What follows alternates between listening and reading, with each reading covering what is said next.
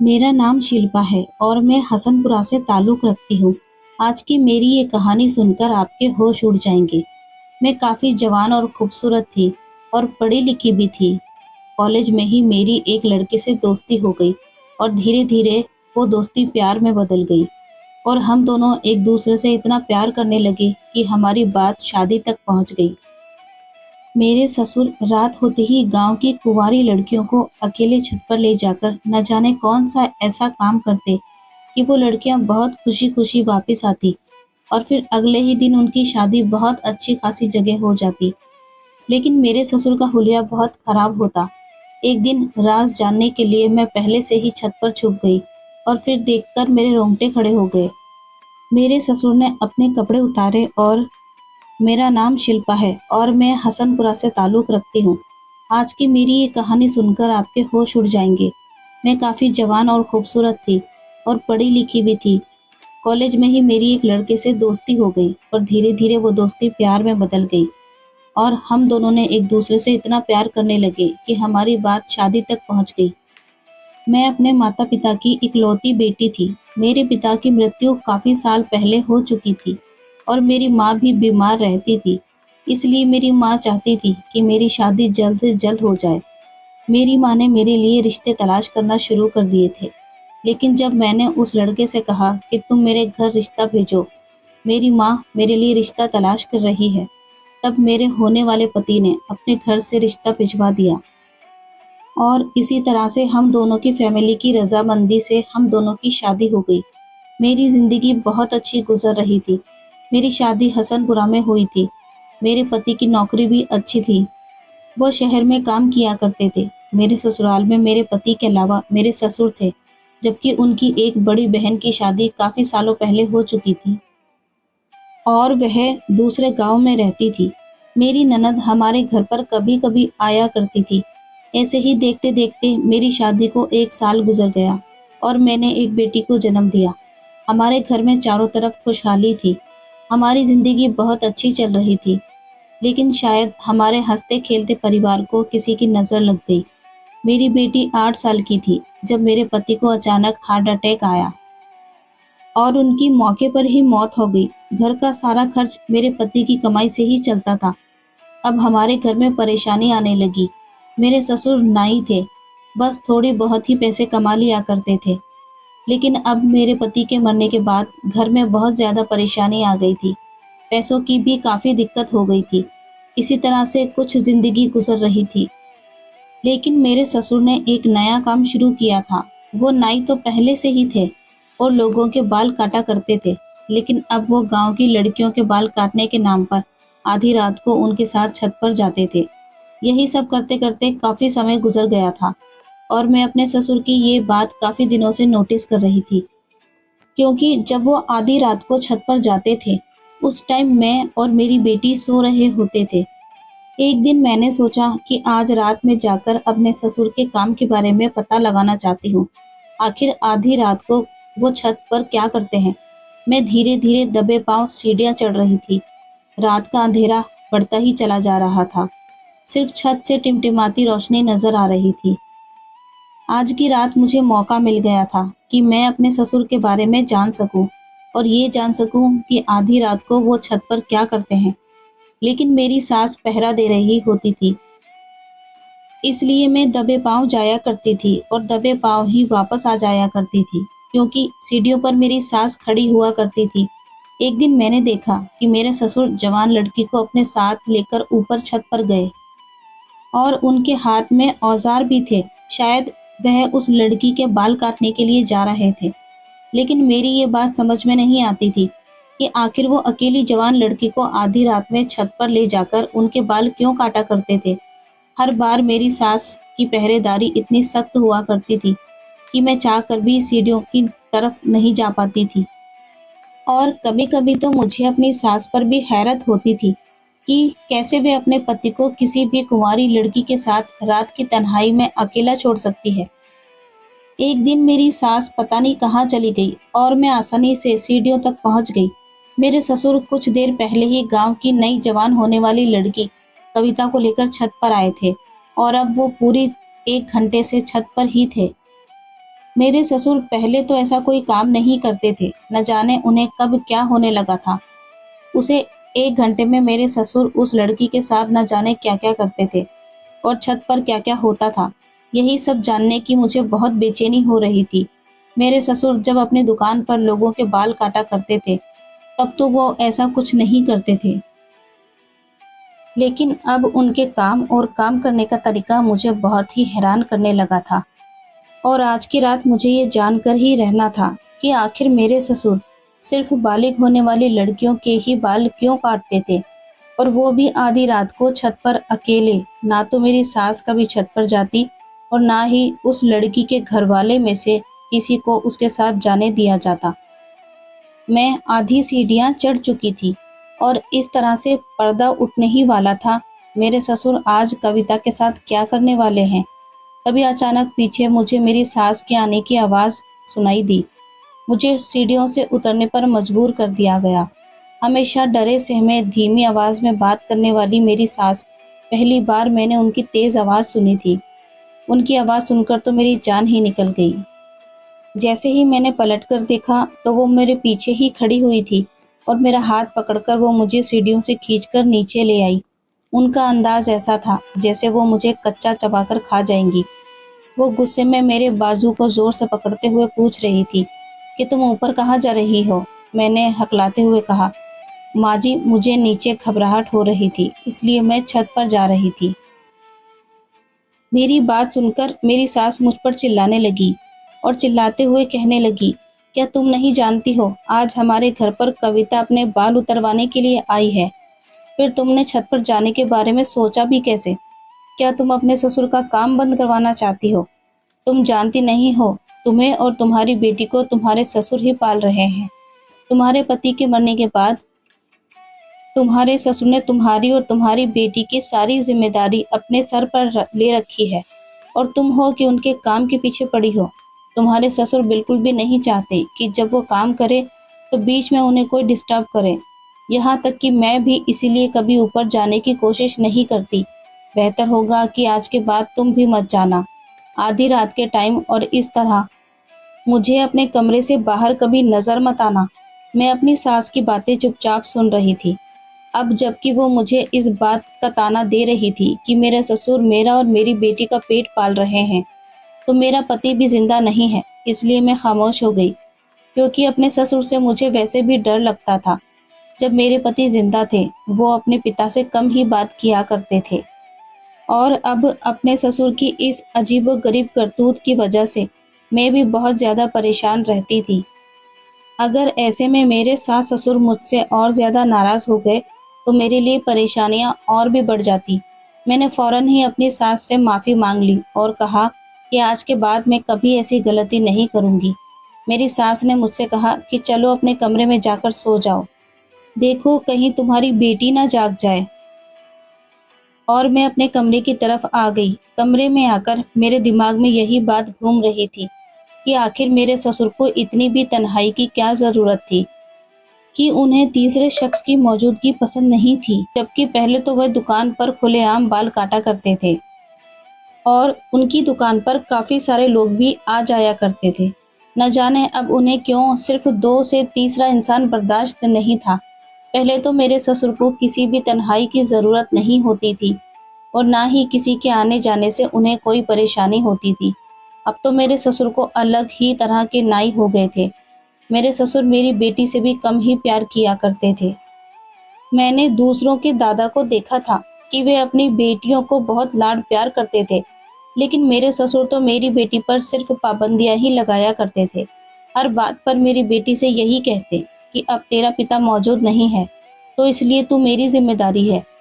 अभी मेरी बेटी 8 साल की ही थी और इतनी कम उम्र में ही मेरे ससुर अपनी पोती पर रोक टोक लगाने लगे थे, और इस तरह से रोक टोक लगाते थे जैसे मेरी बेटी कोई जवान लड़की हो, और ना ही मैं और मेरी बेटी उनके परमिशन के बिना घर से बाहर निकल सकते थे और ना ही किसी के घर जाने के बारे में सोच सकते थे।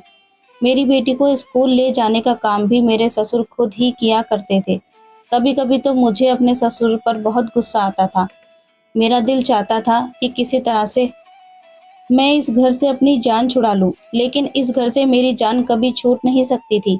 लेकिन ऐसा नहीं हो सकता था, क्योंकि मेरी माँ ही नहीं थी जिन्होंने मेरी शादी की थी। मेरी शादी के बाद तो वो भी इस दुनिया को छोड़कर चली गई थी, क्योंकि मेरी शादी से पहले उनकी तबीयत खराब रहती थी। अब मेरा कोई नहीं था, मैं किसके पास अपना दुख बांटने के लिए जाती। महीने में 2-3 बार मेरे ससुर रात को काम किया करते थे और लड़की के बाल काटा करते थे और हमारे घर की छत पर ही काम किया करते थे। बाकी सारा टाइम वो घर में ही रहने लगे थे। अब उन्होंने दुकान पर जाना भी कम कर दिया था। हमेशा मुझ पर और मेरी बेटी पर नज़र रखते थे। जब से मेरे पति की मौत हुई थी, तब से घर की सारी जिम्मेदारी मेरे ससुर के कंधों पर आ गई थी और इसी वजह से मेरे ससुर मेरी बेटी पर अपना पूरा हक जमाते थे। मेरी सास ससुर की शादी को काफ़ी टाइम हो गया था, लेकिन फिर भी मेरी सास अपने पति से डरी सहमी सी नज़र आती थी, जैसे उन्हें किसी बात का कोई डर हो।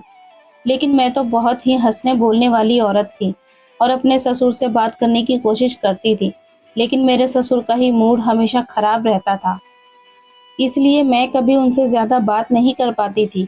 मैं अपनी सास से काफ़ी बातें कर लिया करती थी। अपनी सास को अपने सामने चिल्लाते हुए देखकर मुझे काफ़ी दुख हुआ, जबकि मेरे ससुर के आगे मेरी सास की जान निकल जाती थी। शादी से अब तक मैंने देखा था कि उन्होंने कभी अपने पति से नज़र मिलाकर बात तक नहीं की, बल्कि खामोशी से उनके हर हुक्म के आगे अपना सर हिलाती थी। जो भी था, मुझे अपने ससुर एक आंख भी नहीं भाते थे, क्योंकि उनकी वजह से मेरी बेटी का बचपन जवान लड़कियों की तरह गुजर रहा था। मेरे ससुर के काम-काज की वजह से तो मेरी बेटी को भी पता चलने लगी थी, क्योंकि अब वो बड़ी हो रही थी और उसे भी थोड़ा-थोड़ा समझ आ रहा था कि आखिर उसके दादा क्या काम करने लगे हैं। कभी-कभी वो मुझसे पूछती थी कि माँ, दादा हमेशा लड़कियों के ही बाल क्यों काटते हैं? ये बात तो मैं भी नोटिस कर रही थी कि मेरे ससुर सिर्फ उन्हीं लड़कियों के बाल काटते हैं जो कि बालिग हो जाया करती हैं। ये बात मेरे लिए बहुत हैरान करने वाली थी और जब से मुझे इस बात का पता चला था, मेरे अंदर इस बात के बारे में जानने का इंटरेस्ट और भी बढ़ता जा रहा था। आखिर मेरे ससुर ऐसा क्यों करते हैं? कई बार मैंने सोचा कि ससुर को किसी लड़की के बाल काटते हुए देखूंगी, लेकिन उनका तो तरीका ही बिल्कुल अलग था। वो आधी रात को नाबालिग लड़की को घर बुलाते और उसे अपने साथ छत पर ले जाते और वहां ले जाकर उसके बाल काटते। सारे गांव में ये मशहूर था कि मेरे ससुर जिस लड़की के बाल काटते हैं, उसकी जवानी बहुत खूबसूरत होती है। ऐसे ही करते करते काफ़ी टाइम गुजर गया था और मैं इस सच्चाई का पता नहीं लगा पा रही थी और मेरे ससुर सारे गांव में फेमस हो गए थे। सुना था कि मेरे ससुर जिस लड़की के बाल काटते हैं, उस लड़की का भाग्य संवर जाता है। शादी के बाद उसे अच्छे ससुराल मिलते हैं और शादी के बाद वो अच्छी ज़िंदगी गुजारती है। इसलिए लोग खुशी-खुशी अपनी जवान लड़कियों को मेरे ससुर के पास बाल कटवाने के लिए भेजा करते थे, ताकि उनकी बेटियों की किस्मत बदल जाए। लेकिन ये बात मेरी समझ से बाहर थी कि आखिर मेरे ससुर से बाल कटवाने से किसी लड़की का भाग्य कैसे बदल सकता है, और वो भी आधी रात को अकेले में। कई बार मैंने इस हकीकत को जानने की कोशिश की, ससुर लड़की के बाल किस तरह काटते हैं और आधी रात को छत पर ही क्यों ले जाते हैं, लेकिन कभी मुझे ये जानने का मौका नहीं मिला, क्योंकि जब भी मेरे ससुर किसी लड़की के बाल काटने के लिए छत पर जाते थे, तो मेरी सास सीढ़ियों पर पहरेदारी करना शुरू कर देती थी और किसी को भी छत पर जाने नहीं देती थी। एक दिन हमारे पड़ोस में ही रहने वाली एक लड़की जब बालिग हुई, तो गांव की दूसरी लड़कियों की तरह उसे भी मेरे ससुर के पास लाया गया। मैं ये सोचकर खुश हो गई कि चलो, ये तो पड़ोस की ही लड़की है। अगली सुबह मैं इसके घर जाकर इससे बात करूंगी, तो मुझे पता चल जाएगा कि मेरे ससुर ने उसके साथ छत पर ले जाकर क्या किया और किस तरह से उसके बाल काटे। लेकिन अगले दिन जब मैं चोरी चुपके पड़ोसी के घर गई, तो मैंने उस लड़की से बात करने की कोशिश की। वो बिल्कुल खामोश थी और उसकी माँ भी मुझे कुछ बताने के लिए तैयार नहीं हो रही थी।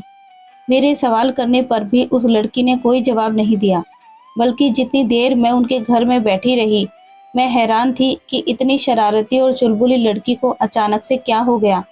उसकी माँ भी मुझे कुछ नहीं बता पा रही थी।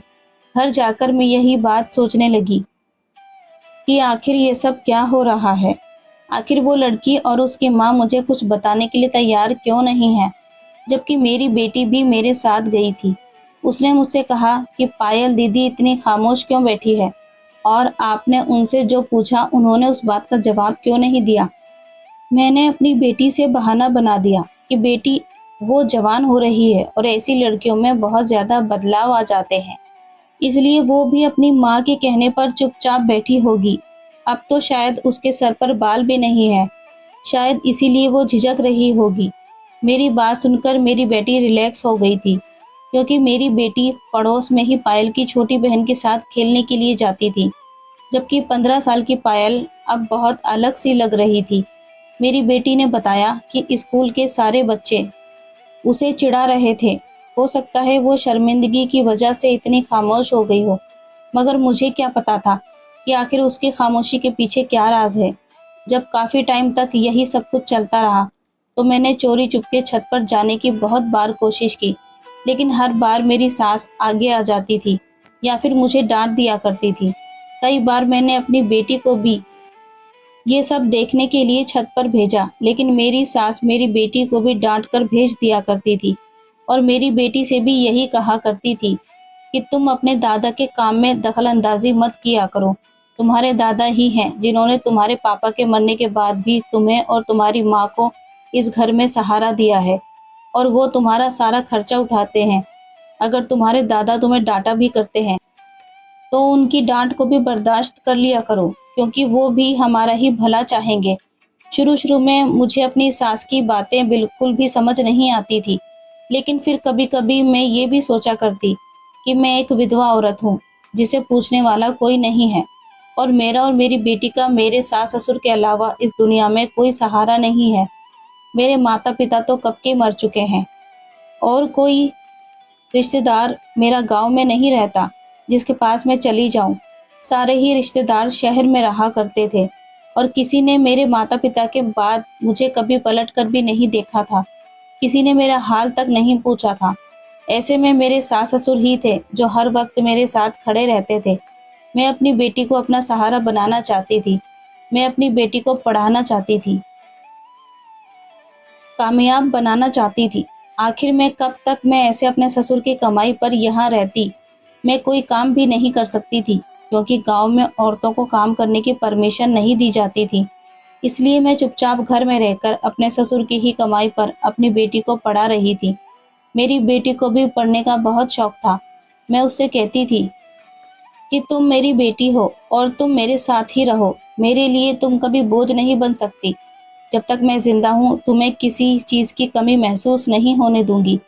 मैं अपनी बेटी से बहुत प्यार करती थी। मेरे पति के मरने के बाद मेरी सास ने काफ़ी टाइम तक मेरे लिए रिश्ते भी तलाश किए, लेकिन मैं शादी नहीं करना चाहती थी और मैंने उनको मना कर दिया था। इसी वजह से मुझे अपने सास-ससुर की हर बात को मानना पड़ता था। सारे गाँव वाले भी मेरे ससुर की बहुत इज़्ज़त किया करते थे, क्योंकि सारे गाँव में मेरे ससुर की बहुत बात थी। वो गाँव की पंचायतों में भी जाया करते थे, लेकिन मेरी सास का कहना था कि इसमें उनकी मोहब्बत छुपी है। जब मैं ये बात सोचती तो मुझे भी अच्छा लगता कि अगर हमारे पास मेरे ससुर का सहारा ना होता, तो हम दोनों माँ-बेटी आज इस गाँव में बेसहारा और मोहताजी की ज़िंदगी गुज़ार रहे होते। ब बस मैं यही सब सोचती रही कि मुझे अपने ससुर के काम में टाँग नहीं अड़ानी चाहिए। उस रात के बाद कभी मैंने छत पर जाने का सोचा भी नहीं। मैं डर गई थी कि अगर मेरी सास ने मेरे ससुर से मेरी शिकायत कर दी, तो मैं और मेरी बेटी कहाँ जाएँगे। मेरे ससुर का काम पहले की तरह ही चल रहा था। कभी 15 दिन में 1 बार, तो कभी महीने में 3-4 बार कोई ना कोई लड़की बालिग होकर हमारे घर आई और मेरे ससुर के साथ खामोश होकर छत पर चली जाती थी, और मेरे सास सीढ़ियों के पास रहती थी, और 1 घंटे बाद जब वो लड़की छत से वापस नीचे आती, तो मेरे ससुर उसके जाने की काफ़ी देर बाद नीचे आते थे और उनकी हालत काफ़ी ख़राब होती थी। इस बात के बारे में भी मुझे जब पता चला, जब मैं एक रात फ्रिज से पानी पीने के लिए किचन में जा रही थी, तो मैंने अपने ससुर को सीढ़ियाँ उतरते हुए देखा, तो मुझे उनका हुलिया बहुत ही खराब लग रहा था। मेरे ससुर का साँस भी फूला हुआ था। ऐसा लग रहा था जैसे वो बहुत मेहनत का काम करके नीचे आए हैं। मेरे ससुर हमेशा काले रंग का कुर्ता ही पहनकर लड़कियों के बाल काटने छत पर जाते थे, लेकिन जब वो नीचे उतरते तो उनके कपड़े भी चेंज हुए होते थे। जो कपड़े वो पहनकर छत पर गए होते थे, वो कपड़े उनके शरीर पर मौजूद नहीं होते थे, बल्कि वो दूसरे कपड़े पहनकर नीचे उतरते थे। वो तो हांफते और कँपकँपाते हुए सीढ़ियाँ उतरते थे, जैसे बहुत ही ज़्यादा थके हों और उनके लिए चलना भी मुश्किल हो रहा होता। और फिर मुझे याद आया कि जब भी मेरे ससुर किसी लड़की के बाल काटते तो पूरा दिन खुद को कमरे में बंद किए होते थे और मेरी सास को भी कमरे में जाने की परमिशन नहीं होती थी। वो इतना ज़्यादा थक जाया करते थे कि सारा दिन कमरे से नहीं निकला करते थे और फिर उस टाइम उन्हें चलता देखकर मुझे ऐसा लगा जैसे वो खेत में हल जोत कर आ रहे हों। अपने ससुर को देखते ही मैं छुप जाती थी और मेरे ससुर अपने कमरे में चले जाते थे। हमेशा की तरह एक और दिन मेरी सास कमरे के बाहर सो रही थी और मेरे ससुर कमरे को अंदर से बंद करके ही सो रहे थे। मेरी बेटी की स्कूल की छुट्टी थी, इसलिए मुझे उनके उठने की फिक्र नहीं थी। तभी मैं किसी काम से बाहर किचन में गई तो मैंने देखा कि मेरी सास चुपके चुपके आंसू बहा रही थी। पहली बार जब मैं अपनी सास को इस तरह रोते हुए देखी तो मैं फौरन भागकर उनकी तरफ गई और उनसे पूछा कि माँ जी, आप क्यों रो रही हो। मेरी बात सुनकर मेरी सास ने जल्दी से अपने आंसू साड़ी के पल्लू से साफ कर लिए और कहने लगी, नहीं बहू, मैं कहाँ रो रही हूँ, तुम बताओ तुम्हें क्या चाहिए। मैं अच्छी तरह जानती थी कि मेरी सास रो रही थी और इस बात ने मुझे न सिर्फ दुखी कर दिया था बल्कि बहुत ज़्यादा परेशान भी हो गई थी। आखिर ऐसी कौन सी बात है जिसकी वजह से मेरी सास को छुप छुप कर रोना पड़ा। अब तो मुझे अपने ससुर से नफरत का एहसास होने लगा था कि शायद ये मेरे ससुर ही थे जिनकी वजह से मेरी सास छुप छुप कर आंसू बहा रही थी। उस दिन के बाद से मैंने अपने सास ससुर पर नजर रखना शुरू कर दिया। जब भी मेरे ससुर किसी लड़की के बाल काटकर सीढ़ियां उतरकर नीचे आते तो उनके चेहरे पर थकान के आसार साफ दिखाई देते और अगले ही दिन मुझे मेरी सास छुप छुप कर रोती हुई नजर आती। ऐसे ही धीरे धीरे वक्त गुजरता चला गया और मेरी बेटी भी जवान होने लगी थी। मेरी सास ने मेरी बेटी का माथा चूमा और कहने लगी, मैं चाहती हूँ कि गांव की सारी लड़कियों की तरह तुम्हारे दादा के हाथों तुम्हारी किस्मत ही चमक जाए। अपनी सास की ये बात सुनकर मेरी जान निकल गई। मेरी सास मेरी बेटी के बाल कटवाने के लिए उसको भी मेरे ससुर के हवाले करने जा रही थी। मैं ये सोच सोच कर ही परेशान हो रही थी कि गांव की दूसरी लड़कियों की तरह मेरी बेटी को भी सबकी मजाक का निशाना बनना पड़ेगा। मेरी बेटी रोने लगी और रोते हुए अपने कमरे में चली गई। मैं भी उसके पीछे पीछे कमरे में चली गई तो उसने मेरे सामने हाथ जोड़ दिए और कहने लगी, माँ, मैं किसी भी हाल में बाल नहीं उतरवाना चाहती। ऐसा तो मैं भी नहीं चाहती थी। इतनी ही देर में मेरी सास भी मेरे कमरे में आ गई और मेरी बेटी से कहने लगी, क्या तुम नहीं जानती कि तुम्हारे दादा की वजह से कैसे गांव की लड़कियों की किस्मत बदल जाती है। जिसके भी बाल आज तुम्हारे दादाजी ने काटे हैं, कुछ ही दिनों में उसकी शादी बहुत धूमधाम से हुई है और हुई भी बहुत अच्छी जगह पर है। ऐसे ही गांव वाले अपनी बेटियों को तेरे दादा के हवाले करके नहीं जाते। जब वो तेरे दादा के इस काम से बहुत खुश होते हैं तभी तो वो इसका फायदा उठाते हैं। तो फिर हम घर वाले क्यों नहीं। तू तो हमारे घर की ही बेटी है। मैंने अपने सास से मना किया लेकिन मेरी सास लाख मना करने के बावजूद भी नहीं मानी और मेरे ससुर को बुलाकर लाई और मेरे ससुर से कहा कि आज की रात आपको अपनी पोती के बाल उतारने हैं। ये सुनकर मेरे ससुर के चेहरे का रंग फीका पड़ गया था। वो कहने लगे, क्या हमारी पोती भी बालिग हो गई है।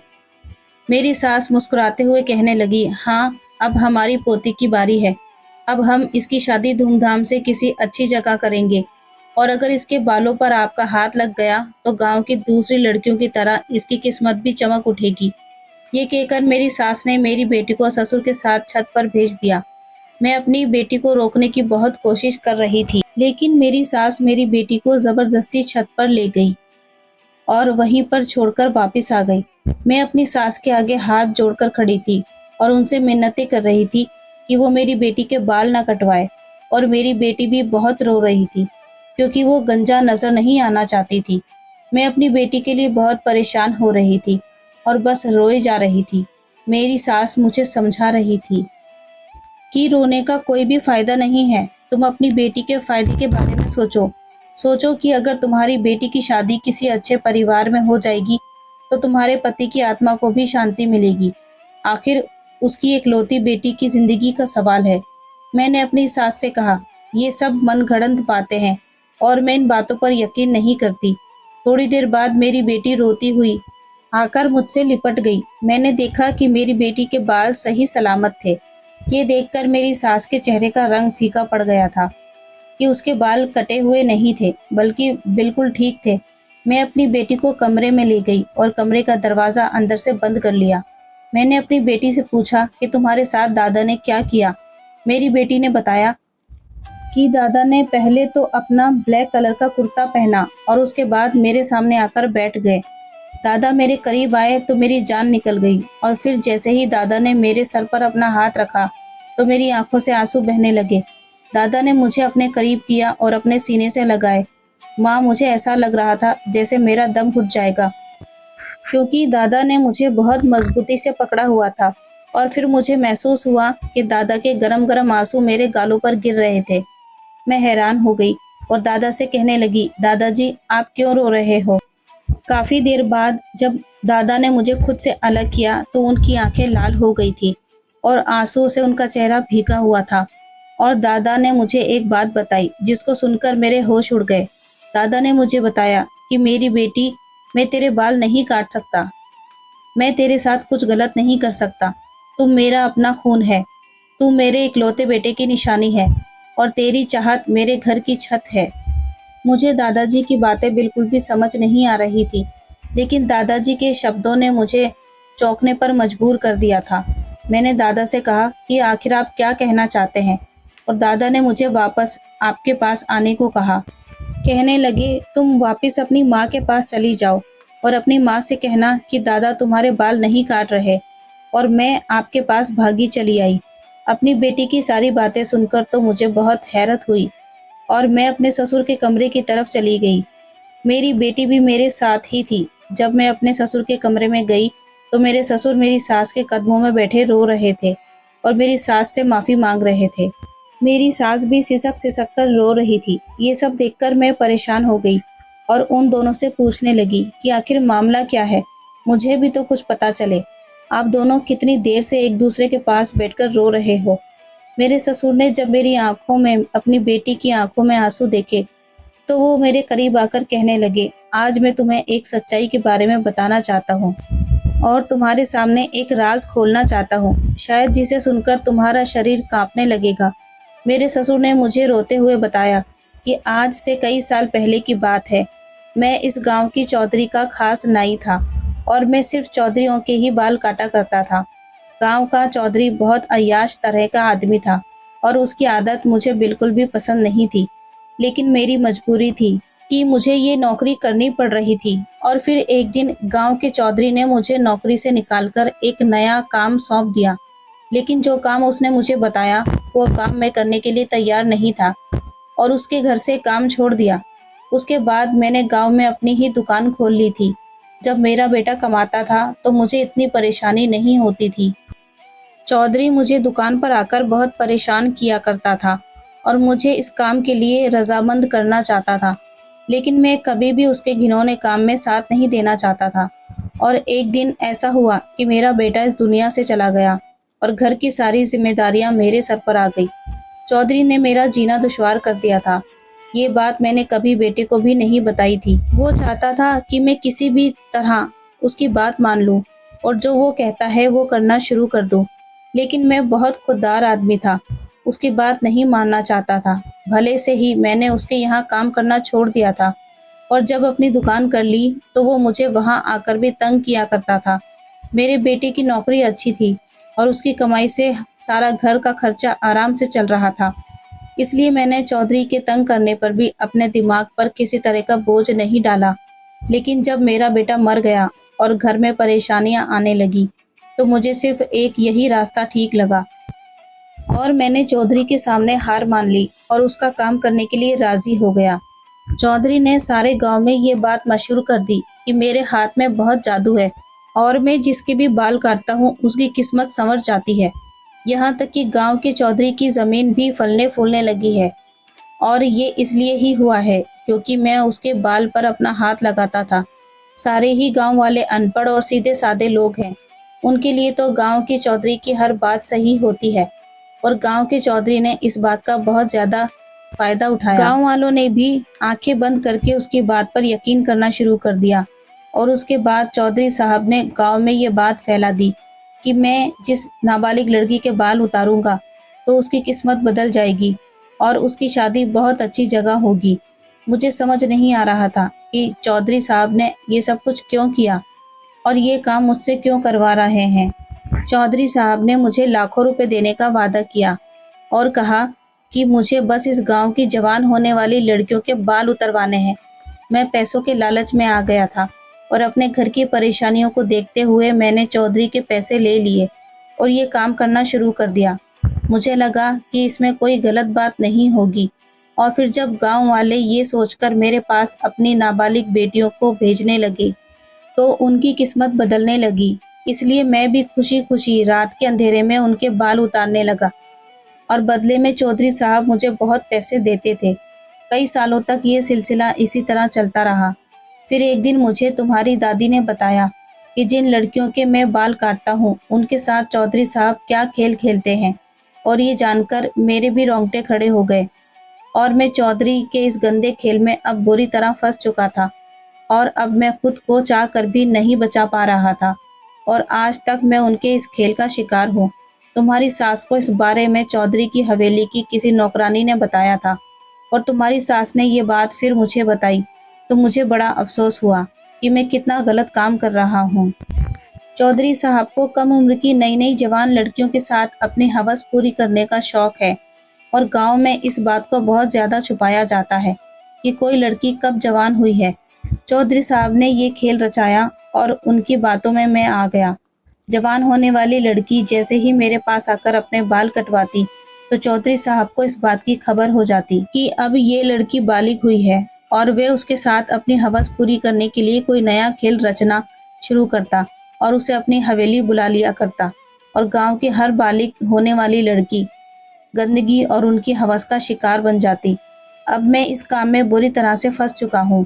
यहाँ तक कि चौधरी साहब ने मुझे ब्लैकमेल किया था कि अगर मैं किसी के सामने भी ये बात बताऊंगा तो वो बिल्कुल भी इस बात को स्वीकार नहीं करेंगे बल्कि मुझ पर ही कोई इल्ज़ाम लगाकर मुझे बदनाम कर देंगे। इस डर से मैंने कभी चौधरी साहब का काम ना छोड़ा और ना ही कभी अपने घर की औरतों को अकेला घर से बाहर जाने की परमिशन देता। चौधरी की नज़र बहुत गंदी है और ख़राब है। तुम्हारी सास अच्छी तरह से जानती थी कि जिन लड़कियों के बाल मैं काटता हूँ उनके साथ चौधरी साहब क्या करते हैं, इसलिए खुद छुप छुप कर रोया करती और मैं खुद भी कई घंटों तक कमरे में बंद रहता क्योंकि मैं इस गंदे काम में शामिल नहीं होना चाहता था। मेरी मजबूरियों ने मुझे ये काम करने पर मजबूर कर दिया था। चौधरी साहब ने मुझे काले रंग का कुर्ता दिया और कहा कि लड़की के बाल काटते टाइम तुम यही कुर्ता पहना करो ताकि लोगों को लगे कि तुम कुछ खास करते हो जिसकी वजह से लड़कियों की किस्मत बदल जाती है। चौधरी के द्वारा लड़की को अपनी हवस का शिकार बनाने के कुछ महीनों बाद ही उनकी शादी अपने किसी मासूम नौकर से करवा देता है और उस नौकर को ढेर सारा पैसा भी देता है। इस तरह उसे लड़की की ज़िंदगी भी संवर जाती है। चौधरी साहब के पास पैसे की कोई कमी नहीं है, इसलिए अपनी अय्याशी पर आंख बंद करके वो पैसे लुटाता है और मैं उनके हाथों की कठपुतली बन चुका हूँ। लेकिन मैं अपनी पोती के बाल काटकर चौधरी साहब को ये खबर नहीं पहुँचाना चाहता था कि मेरी पोती भी जवान हो चुकी है, क्योंकि मैं जानता हूँ मेरी पोती भी उस आदमी के जुल्म से नहीं बच पाएगी। अपने ससुर की बात सुनकर मैं और मेरी बेटी रोने लगे थे। हमें तो इस चीज़ की कुछ खबर ही नहीं थी क्योंकि मैं तो शहर से शादी करके यहाँ आई थी और मेरे ससुर ने और मेरे पति ने कभी मुझे घर से बाहर ही नहीं निकलने दिया था। इसलिए मुझे गांव में क्या होता है इसके बारे में कुछ भी नहीं पता था और ना ही कभी मुझे चौधरी साहब के बारे में कुछ पता था। मुझे तो अपने ससुर का अपनी बेटी पर नज़र रखना और उनका हमेशा मेरी बेटी पर पाबंदियां लगाना बुरा लगता था। लेकिन अब मैं सोच रही थी कि मेरे ससुर मेरी बेटी से कितना प्यार करते थे कि जो मेरी बेटी को चौधरी साहब से बचाने के लिए इस कदर कोशिश करते रहे। मेरे ससुर ने हमसे वादा किया कि वो अपनी पोती की इज्जत पर कोई आंच नहीं आने देंगे और ना ही आइंदा गांव की दूसरी लड़कियों की ज़िंदगी बर्बाद करेंगे। मेरे ससुर ने कहा कि अब चाहे हमारे घर में कितनी ही परेशानी आ जाए लेकिन वो चौधरी के घिनौने काम में उनका साथ नहीं देंगे। मेरे ससुर ने हमसे कहा कि अपना सामान पैक कर लो, हम इस गांव को छोड़कर कहीं दूर चले जाएंगे और जाने से पहले मैं गांव के मास्टर के नाम एक खत लिखूंगा जिसमें मैं अपनी सारी हकीकत लिख दूंगा। गांव के मास्टर एक समझदार आदमी हैं, तो खामोशी से गांव वालों को ये बात समझा देंगे और ये किस्सा हमेशा के लिए खत्म हो जाएगा। हम में से कोई नहीं जानता था कि अब हमारी मंजिल क्या होगी। मेरे ससुर ने कदम बढ़ाया था, इसलिए हमें यकीन था कि ऊपर वाला हमारी मदद जरूर करेगा। मेरे ससुर ने गांव के मास्टर के नाम एक लंबा सा खत लिखा जिसमें उन्होंने हर बात एक एक साफ साफ लिखी, ताकि हमारे जाने के बाद कोई भी गांव वाला चौधरी साहब की बातों में न आए। फिर कोई लड़की बाल कटवाकर या किसी और तरीके से चौधरी साहब तक ये खबर ना पहुंचा सके कि अब वो जवान और बालिग हो चुकी है और उनकी हवस का निशाना बनने के लिए तैयार है।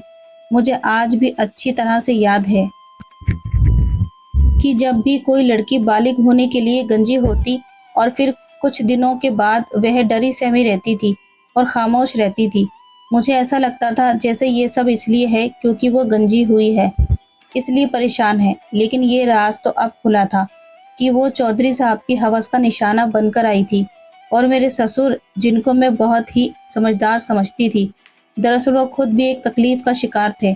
और जब हम ये गांव छोड़कर जा रहे थे तो मेरे ससुर के चेहरे पर सुकून ही सुकून था। आज भी अक्सर गांव में ऐसे बहुत से चौधरी मौजूद हैं जो इस तरह की हरकतों में शामिल हैं और सीधे साधे गांव वाले उनकी घटिया और उनकी करतूत नहीं जानते।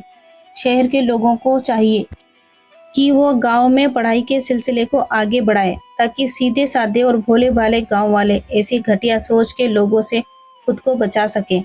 मेरे ससुर ने चौधरी से जितने भी पैसे कमाए थे वो सारे पैसे लेकर मेरे ससुर और हमारा पूरा परिवार शहर जाकर रहने लगे।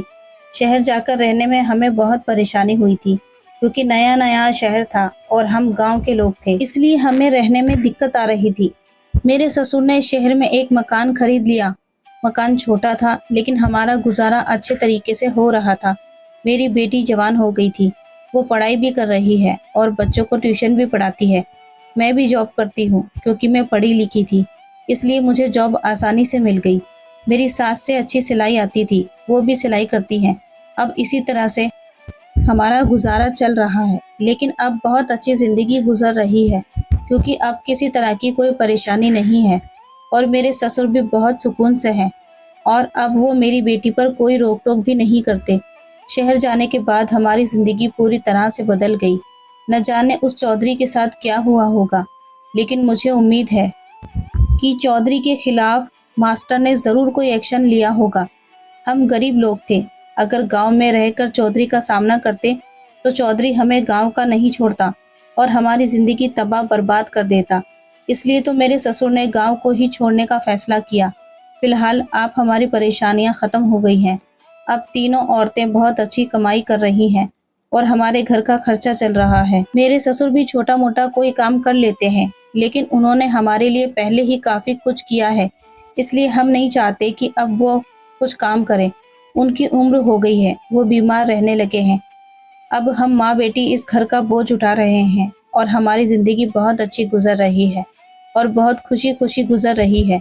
उम्मीद करती हूँ आपको हमारी कहानी पसंद आई होगी। कहानी पसंद आई है तो लाइक करें और चैनल को सब्सक्राइब करें। नोटिफिकेशन बेल को ज़रूर दबाएं ताकि अगली अपडेट आपको सबसे पहले मिले। Thanks for watching.